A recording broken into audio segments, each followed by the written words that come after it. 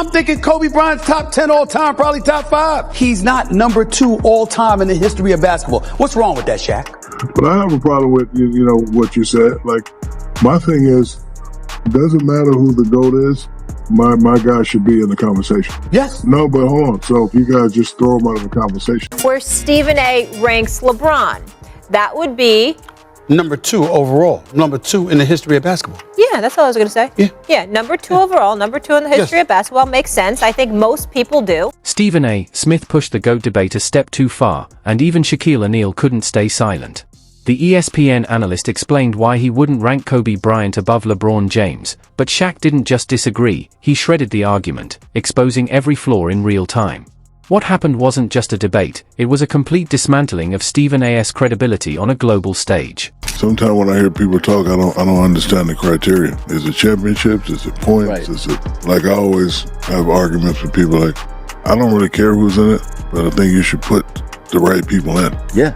Right. So right now it's just, for some reason, LeBron and Jordan. Which is fine, but you're not going to throw Kobe in there? Shaquille O'Neal didn't hold back. He made it crystal clear. Michael Jordan is the undisputed GOAT, with Kobe Bryant taking the undisputed number 2 spot ahead of LeBron. His dismantling of Stephen A. Smith's argument was ruthless, leaving zero room for debate. Every sharp point, every cutting rebuttal, every moment of that exchange hit hard, and we're here to break down exactly how Shaq made his case. First of all, again, he's one of the all-time greats. There's nothing to debate. But he's number 2 at the 2 guard. He's not number 1. We all know he's not Jordan. He didn't have Jordan's resume. We know this. Stephen A. Smith's take on Kobe wasn't merely flawed, it bordered on outright disrespect. They've asked me about Kobe. How come Kobe isn't in that conversation? He's got more chips than LeBron James. And I said, my response was, Kobe's not even number 1 in his position. And we all love and not at all. You gotta think about MVPs and like how many he's won. No, and, like, other things I'm not even talking about that. I'm talking about just watching the game with the eye test. As great and as phenomenal as Kobe was, nobody ever said he's superior to MJ, and they played identical positions and had an identical style of play. He claimed Kobe can't be ranked above LeBron because his team supposedly struggled without support, a point that's not just misguided, but shockingly ignorant coming from someone expected to know the game inside out. He's a 6-time champion, he's a 6-time league MVP, and I still have LeBron number 2 and then Kareem number 3 because of the versatility and all the all-around abilities that LeBron brings to the game, which Bird and Kareem and those guys did not have. LeBron is number 2 all-time behind Michael Jeffrey Jordan. Smith's argument rests on the notion that LeBron avoided disastrous seasons while Kobe didn't, pointing to LeBron's just 3 losing seasons in 22 years. But what Stephen A. conveniently overlooks is context, and once you dig deeper, his shallow analysis collapses, exposing his case as embarrassingly surface level. I think we're upset. I think we're a little edgy. I think it's good for us. Despite the losses on the road, do you think this team still has time to gel, considering how many road games you have coming up? Sure, praise on. But what's going to be the key, and what stuff have you guys worked on? You haven't had a losing streak like this in years. We'll just execute better, knock down shots. Stephen A. Smith's take on Kobe's legacy while glorifying LeBron's team hopping is nothing short of audacious. He's essentially rewarding LeBron for avoiding tough seasons while criticizing Kobe for staying loyal to his team. Shaquille O'Neal wasn't going to let that slide.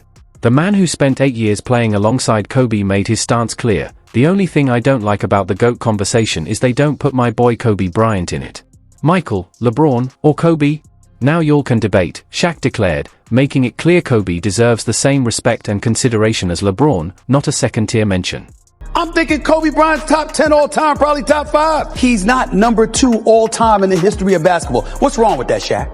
But I have a problem with, what you said. Like, my thing is, doesn't matter who the GOAT is, my guy should be in the conversation. Yes. No, but hold on. So if you guys just throw him out of the conversation. So somehow it just went from Mike to LeBron, and you just threw my guy out of the conversation. His name needs to be in there. all the time. And when his name is not in there, that's when people have a problem. I look at Kobe. There is nothing on earth to question the greatness of Kobe Bryant, who to me is one of the greatest of all time. But it did help for those first 3 rings that he had you in your prime to some degree. That's not the point. The point everybody is making is don't leave him out the conversation. I'm not leaving him out the conversation. You are. I don't mind people talking about who their GOAT is, but you definitely got to have my boy in that conversation. I definitely will, and I definitely will. Shaq made one thing clear. He wasn't claiming Kobe had to be number 1, but he deserved far more respect than Stephen A. was giving him. The big man was ready to school Stephen A. on what real basketball insight looks like. We as people, we don't stand on what we stand on. But I have a problem with what you said. Doesn't matter who the GOAT is, my guy should be in the conversation, Shaq said, and you could feel the tension in the room skyrocket. I was like Jordan and Kobe and LeBron, that they got to do things I couldn't do. I wanted to be a force in the middle that people were afraid of. So I don't get offended when people do not put my name in that category. This went beyond simple teammate loyalty. It was a first-hand witness to greatness versus someone forming opinions from a distance. Shaq spent 8 years living Kobe's prime, through grueling practices, intense games, and championship battles, while Stephen A. only had highlights and box scores to rely on. The contrast between real experience and surface-level analysis couldn't have been sharper, and in that moment, Shaq spoke with the authority of someone who truly understood what greatness really means.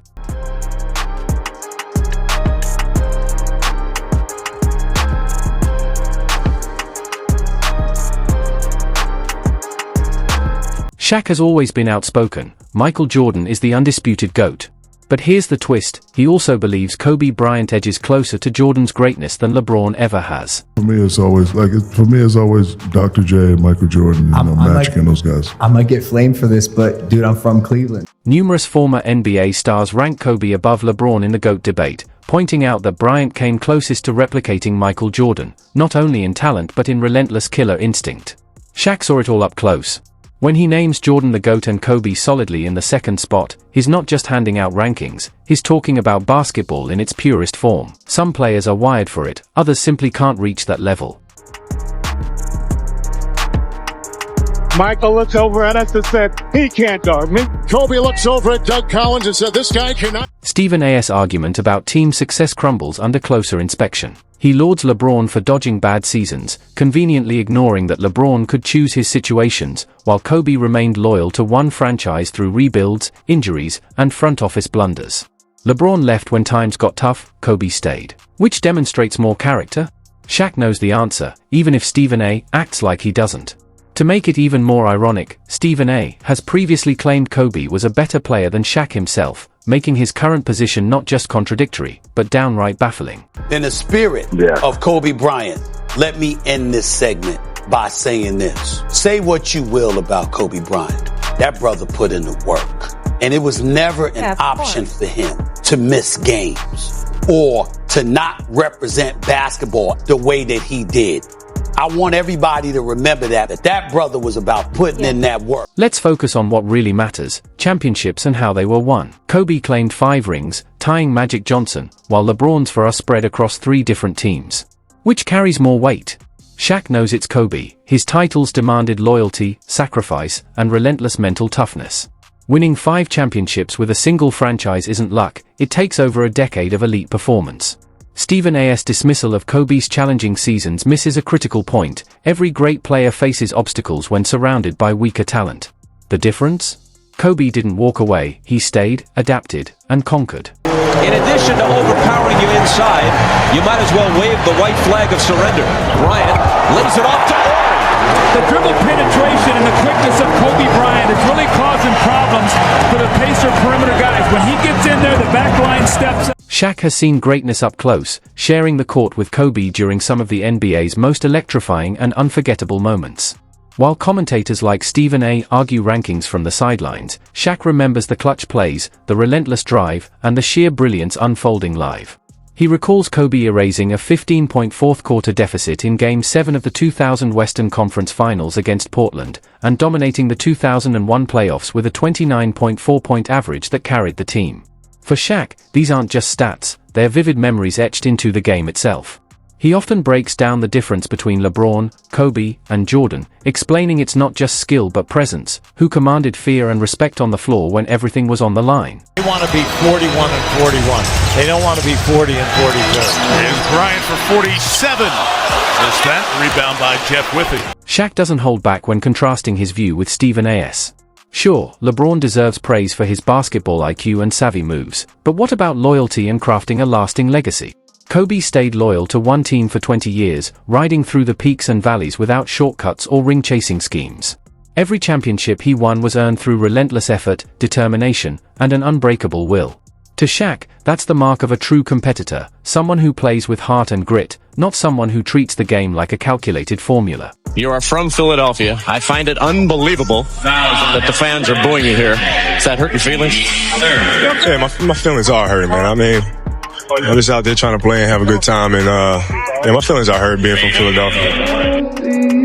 Was the 2002 MVP Kobe Bryant.